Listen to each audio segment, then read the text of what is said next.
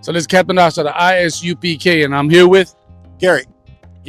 So now, of course, everybody that's been paying attention has heard about these things that this government is doing under this administration. So, in your mind, just tell us, what a person like yourself feel. Well, I'm out here every Wednesday, and I try to, I make the signs and I try to keep them really topical on whatever is happening. Like, this right now is the issue.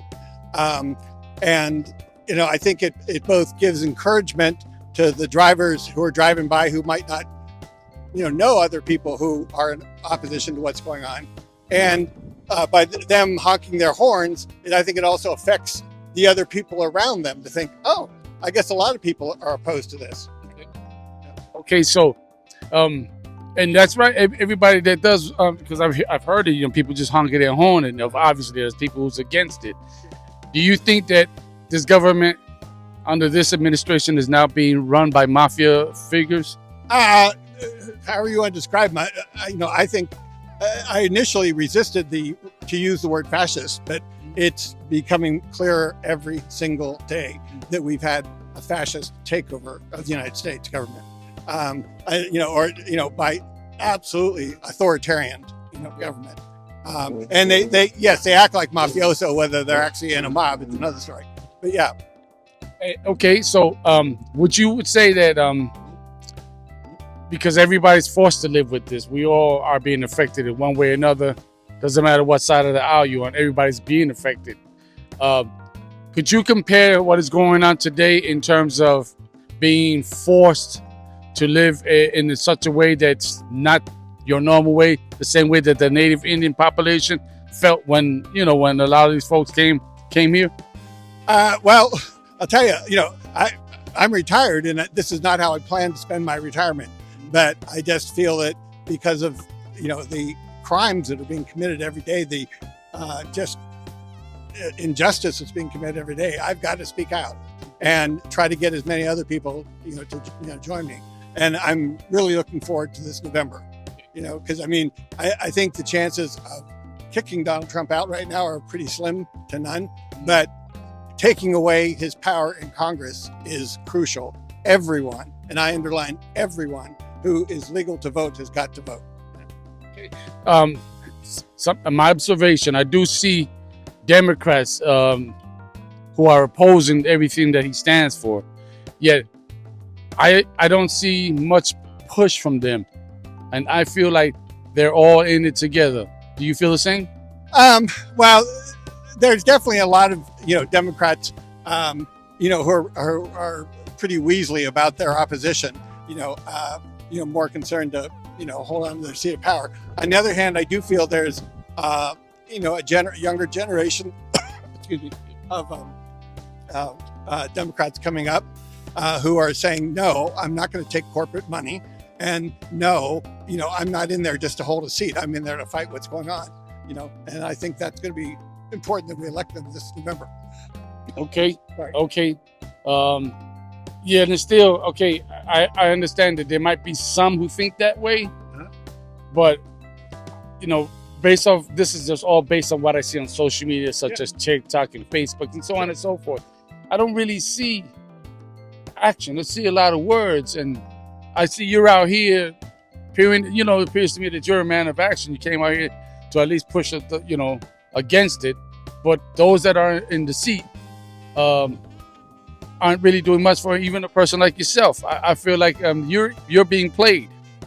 Well, some of I always forget that it wasn't Glenn Ivy, who went down to El Salvador when they had nobody should have been sent down there to Gulag, but he went down and actually worked to free them, which is good. Free who? When he said he, who's he? Trump? I'm sorry. No. I'm trying to think of the guy. He was a Latino. Oh, Marco Rubio? No. A guy who was picked up by ICE. From Venezuela. Yeah. Okay, Maduro. Yeah. Okay. No, not Maduro. Not Maduro. I'm sorry. I'm missing. Ask me a different question. Okay. It's okay. So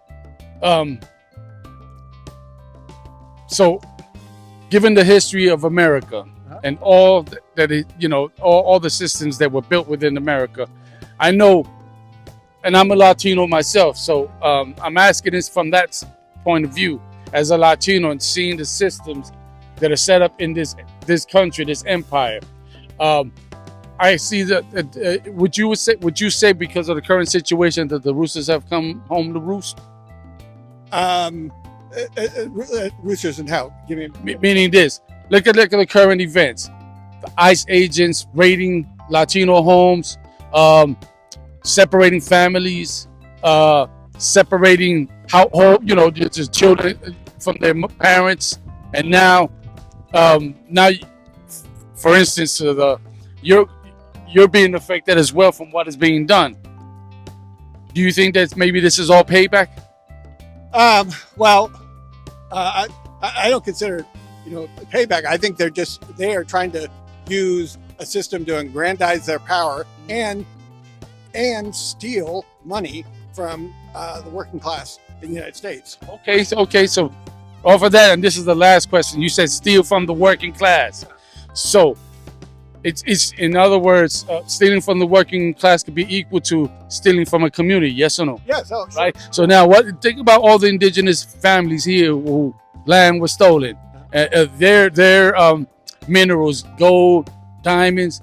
How do you think that the indigenous feel even to this day, or felt in the past when Europeans came over here and did the same thing? Oh, I see what you mean. Yeah, now catching your drift. Yeah, no, they must be pissed off as hell. And I can imagine, you know, with the people, you know, Trump and, you know, people who just, you know, parents were immigrants, you know, now saying that, oh, you know, America is just for Americans, and, you know, all the ways that they're mistreating Latinos and others, you know, are here. I'm sure they're thinking, like, who was here first? You know, right. You know, not you. Right. Yeah. No. And people, you think people should acknowledge that before Europeans were here, we were here. Yeah. Right. Yeah. Absolutely. And we deserve at least to be recognized, right? Yeah. And what reality? Right. I mean, And the I don't see the United States being given back. You know, but it would be recognition and not bearing that history. Right. You know, 'cause that's the other thing, is that they're trying to sanitize history, right? You know, so that it takes out, like, you know, right now the national monuments. You're not supposed to talk about slavery happening. Right. Well, the U.S. was built on slavery. Exactly. You know, not just and theft, right? Yeah, theft and slavery and pillaging and plundering. Yes. Right. And you know, Trump has said himself that he hates Native Indians, right? He said what? He said he hated Native Indians in some video. Oh, I didn't hear that. Yeah. Go look it up. He said it. No, I wouldn't doubt it. Yeah. All because he had a gripe with Native Indians. He said he don't like Native Indians. Yeah. You know, but it's something on video you could see. Anyway, it's about to rain, and I thank you for your time. I appreciate it. This is Captain I.S.U.P.K of the Israelite School of University of Practical Knowledge under Commanding General Hana. Shalom.